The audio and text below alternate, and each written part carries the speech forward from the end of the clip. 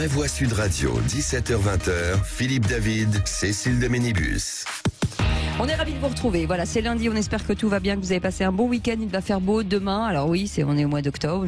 C'est un truc un peu bizarre. Il va faire chaud. Et dans le studio aussi, il fait très très chaud. Tout de suite, le coup de fil et le coup de projecteur des VV. Les Vraies Voix Sud Radio, le coup de projecteur des vraies voix. Et on revient sur cette explosion des prix de l'électricité. Beaucoup d'entreprises se retrouvent donc en difficulté. C'est le cas de certaines PME de l'Oise qui envisagent une baisse de leur activité, voire un dépôt de bilan dans le pire des cas. Mais nous sommes en compagnie de Stéphane Leterrier. Bonjour, bonsoir. Bonsoir. Oui, bonsoir. Vous êtes Bonsoir. président de la CPME de l'Oise. Petit tour de table. D'abord, Philippe Bilger, forcément, l'explosion de l'énergie, très difficile pour les entreprises qui surtout se retrouvent au bout de 3 ans à un renouvellement de contrat. Et là, c'est une pénalité énorme puisque c'est multiplié par 10, voire par 100 pour certaines entreprises. Bien sûr, et on a évidemment parlé de ce qui allait advenir pour les grandes sociétés, mais qui auront les reins suffisamment solides pour résister. En revanche, les petites et moyennes entreprises dans l'Oise ou ailleurs, eh bien, auront beaucoup de mal à survivre et probablement ça va ajouter un climat terrifiant de morosité sociale à l'heure actuelle. Caroline Pilat. Beaucoup d'entreprises malheureusement sont acculées et ça ne va pas s'arranger. Et je pense aussi à tous les commerçants, type supermarché ou boulangerie, qui vont être obligés de mettre la clé sous la porte parce qu'entre la hausse de l'électricité, la hausse des produits, des matières premières, comme le beurre, ainsi que les loyers, ne peuvent pas s'en sortir. Ah oui, et puis les boulangers sans four, ils peuvent pas avoir grand-chose. Ah oui. Bien sûr. Philippe Deveul. Moi, je pense à Bruno Colroulet, qui avait dit qu'il allait mettre l'économie de la Russie un genou à terre. Et on s'aperçoit qu'en fin de compte, c'est le boomerang qui nous revient en pleine tête, en pleine figure. Et je pense qu'en fin de compte, on est dirigé par des gens qui sont complètement déconnectés de la réalité. Et on est en train de se pendre avec notre propre corde, dans le sens que tant qu'on ne trouve pas un cessez-le-feu sur cette guerre russo-ukrainienne, et je suis venu souvent sur le sujet, eh bien on ne trouvera pas de solution pour enrayer la crise de l'énergie qui va à terme ruiner l'Union européenne et notamment les pays les plus forts comme l'Allemagne et aussi un pays fragile mais qui est en danger, l'Italie. Enfin, nous on n'a plus beaucoup d'industrie, vous me direz. Mais il en reste quand même quelques-unes. Il nous en reste quelques-unes, mais je pense qu'on va droit dans le mur. Mais bon, l'avenir nous le dira. Et donc on est avec le président de la Confédération des petites et moyennes entreprises de l'Oise. On le disait en préambule, beaucoup de petites entreprises vont aujourd'hui devoir changer, arrivent au bout de leur contrat de 3 ans. Et là, c'est là que le bas blesse en fait. Vous avez des anecdotes avec des chiffres terrifiants à nous raconter. Oui, Stéphane Leterrier. Oui, alors tout à fait, effectivement, la proportion qui va se poser devant nous très rapidement, à savoir un nombre important d'entreprises qui doivent déjà maintenant se projeter sur une nouvelle tarification. Alors on entend qu'il faut qu'ils réfléchissent, qu'ils comparent, mais qu'est-ce que vous voulez comparer quand vous savez que vous allez à la fois 100, 200, 300, 500% d'augmentation sur une tarification d'électricité? Il va se poser un problème très simple, c'est-à-dire qu'il y en a beaucoup qui ne pourront pas continuer. Le tissu économique français est fait en majeure partie de petites et moyennes entreprises. C'est pratiquement le premier employeur de France. Bien sûr. Voilà, et des entreprises qui sont en moyenne avec 5 à 10 salariés. Alors, c'est sûr que cette augmentation tarifaire, ça va être catastrophique. Si rien n'est fait rapidement par nos gouvernements, mais ça va être une hécatombe. On a fait une étude il y a moins d'un mois auprès de nos adhérents de l'Oise, à savoir c'était il y a un mois. Donc on n'était pas encore sur les problèmes qu'on rencontre aujourd'hui avec le carburant. Imaginez aujourd'hui, avec le temps d'attente dans les stations-service, les entreprises qui n'ont plus de gasoil à mettre dans les camions, les salariés qui ne peuvent plus se rendre sur leur lieu de travail, ça devient de plus en plus compliqué et la situation devient très tendue. Stéphane Leterrier, est-ce que certains vous disent carrément, quand vous êtes le président de la CPME, moi je vois ça, je peux pas faire face au nouveau coût de l'électricité, avant de me retrouver en perte avec peut-être une saisie, comme en général les petits patrons sont conscients de leur entreprise, je mets la clé sous la porte et je mets tout le monde dehors directement. Il y en a qui vous disent ça? Oui, malheureusement, oui. Et ça a démarré il y a une dizaine de jours.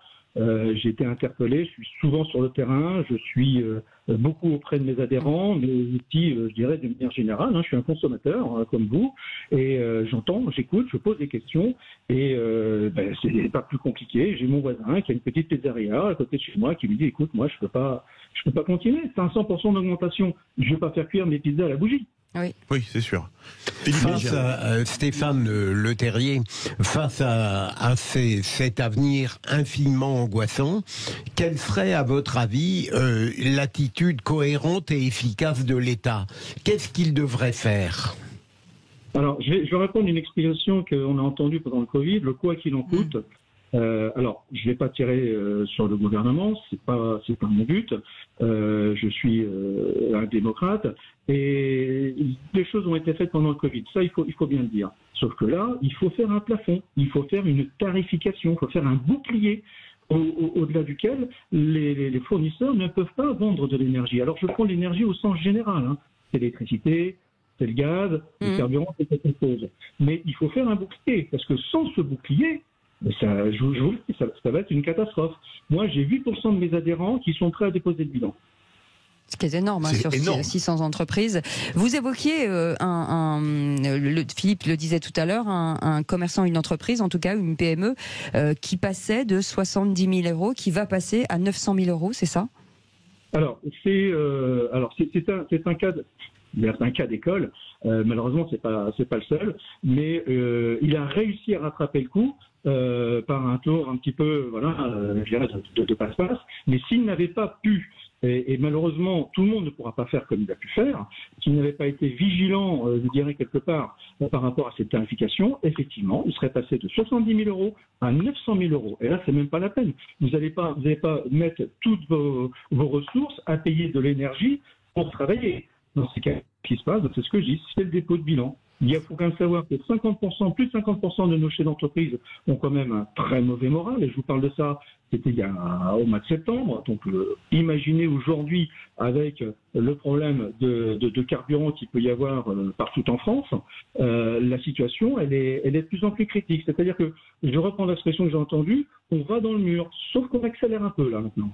Mais est-ce que aujourd'hui on parle du marché européen de l'électricité, d'où se sont retirés deux pays où ils sont pas plus bêtes que nous, l'Espagne et le Portugal, parce que pour faire plaisir à l'Allemagne qui est au gaz et qui est sortie du nucléaire, on a accepté de rester dans le marché européen de l'électricité qui met arbitrairement le prix, qui aligne arbitrairement le prix de l'électricité sur le gaz. Est-ce que la solution, ce serait pas pour une fois d'aller au clash avec Berlin et dire on sort du marché de l'électricité? Déjà, effectivement, placer le prix de l'électricité sur le prix du gaz, excusez-moi, mais je ne vais pas dire que c'est une fumisterie. Mais excusez-moi, il ne faut pas avoir la lumière à tous les étages, vous me passerez l'expression, mais là, elle s'impose. On nie toutes les tasses dans le vaisselier, je suis d'accord. Mais non, il faut voilà, au bout d'un moment, je pense qu'il va quand même falloir regarder le problème en face. On a eu les gilets jaunes, on a eu le Covid, on a l'Ukraine, et maintenant on a ça. Et je peux vous dire que les petits entrepreneurs, ils sont propriétaires de leur capital. C'est-à-dire que tous les matins, quand ils se réveillent, quand ils se rasent ou quand ils se maquillent, parce qu'on a quand même beaucoup de femmes, ils reprennent tous les problèmes qu'ils ont laissés la veille sur la table de chevet. Et cette histoire d'électricité et de gaz, c'est un problème qui va être cataclysmique. Absolument. Philippe devait réagir. Oui, moi je vous comprends tout à fait, mais vous savez, tant qu'il n'y aura pas une réaction forte de ces entreprises, de ces entrepreneurs, ça va continuer.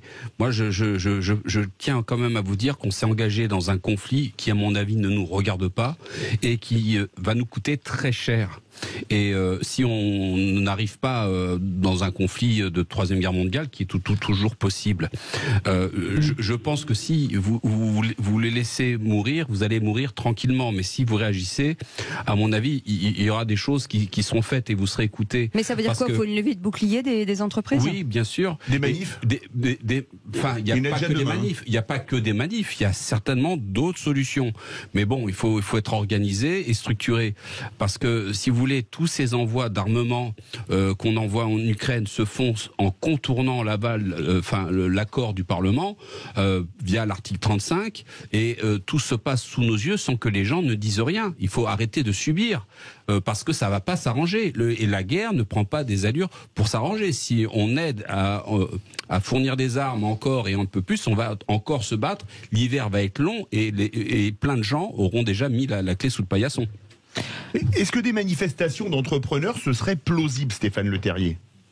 Oui, tout à fait. Ça a déjà été fait par le passé, dans l'Oise notamment, et je ne vous cache pas que on réfléchit à un plan d'action pour effectivement porter notre voix et faire en sorte qu'on puisse être entendu. Alors déjà, là, on est entendu dans les médias, c'est une chose. La préfecture de l'Oise, on a énormément de dialogue avec elle, et de bons dialogues, je dois dire d'ailleurs. Une préfecture, c'est une courroie de transmission, c'est-à-dire qu'elle fait remonter les informations et puis faire redescendre celles qu'on lui donne. Mais effectivement, je ne suis pas, je ne serais pas étonné. Voilà, je ne serais pas étonné qu'on puisse prochainement, rapidement peut-être, aller vers un mouvement général.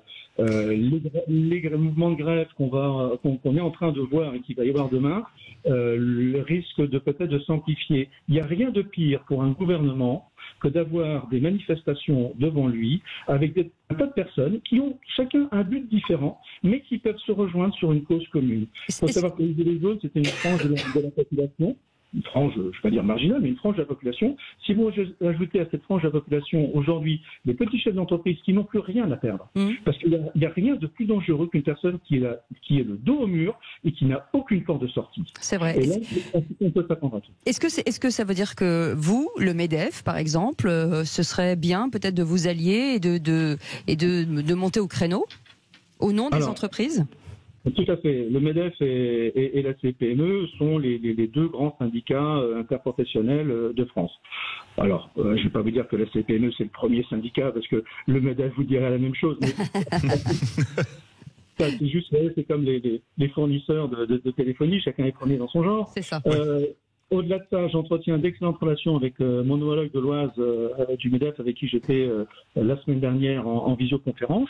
Et effectivement, je pense qu'on peut largement penser qu'on puisse très rapidement mener une action commune. Parce que c'est pas parce que nous dépendons des entreprises de taille différente. Le MEDEF, c'est plutôt des grosses entreprises. Plus avec industrie. Oui. Alors, pas forcément, mais oui, parce que de l'industrie, Dieu merci, il en reste encore un peu dans notre pays et dans notre département, même si on aimerait quand même revoir les industries revenir sur notre sol national. Au-delà de ça, vous savez, quand vous avez un problème, le copain d'en face, il l'a aussi. Oui, donc, oui, c'est sûr. On va pouvoir faire cause commune. Juste une dernière. Caroline Pilat, vous voulez réagir ou non ? Oui, je voulais réagir. Cool, oui. Je t'apprécie beaucoup, Philippe, tu le sais, mais concernant la guerre en Ukraine, je suis en total désaccord avec toi. Monsieur, je voudrais savoir si ces entrepreneurs, si ces commerçants, si ces artisans sont soutenus psychologiquement, parce qu'on sait qu'il y a beaucoup de suicides dans ce secteur. Alors malheureusement, il y a une énorme défaillance à ce sujet-là, et je vous rejoins là-dessus. Je pense qu'il faudrait qu'on puisse un peu plus travailler sur le sujet. Un entrepreneur, c'est quelqu'un d'excessivement seul. Comme je vous l'ai dit, le matin, quand il se rase, quand il se maquille, c'est quelqu'un de seul. Avec des responsabilités. Oui. Avec des responsabilités, avec des prêts, avec un PGE à rembourser, et qui là aussi, je vous cache pas que ça devient de plus en plus compliqué pour grand nombre de ceux qui ont contracté le PGE et qui doivent le rembourser. Donc ça fait partie aussi des choses que nous on demande, c'est un allongement des délais, parce que vous n'allez pas pouvoir tout payer au bout d'un moment. Mais pour revenir sur la question de la cellule psychologique, alors Dieu merci, la perte d'une vie est quelque chose quand même de très difficile. J'en ai pas eu connaissance, et j'espère que je n'aurai pas à en connaître. Merci beaucoup, en tout cas, d'avoir été avec nous. Merci beaucoup, Stéphane Le Terrier, président de la CPME de l'Oise. Et puis, vous transmettez du courage et notre soutien, bien sûr, à toutes ces entreprises. Et puis, si vous avez besoin de bien vous adresser, en tout cas aux Français, vous nous appelez 0826 300 300. Ici, à Sud Radio, on parle à tout le monde. Et dans un instant, c'est un peu de légèreté. Le quiz de l'actu avec nos VV, ça va les remettre un petit peu d'aplomb. On verra s'ils ont bien regardé l'actualité. Avec Philippe Bilger qui mène au score. Voilà. Allez, à tout de suite. On revient dans un instant.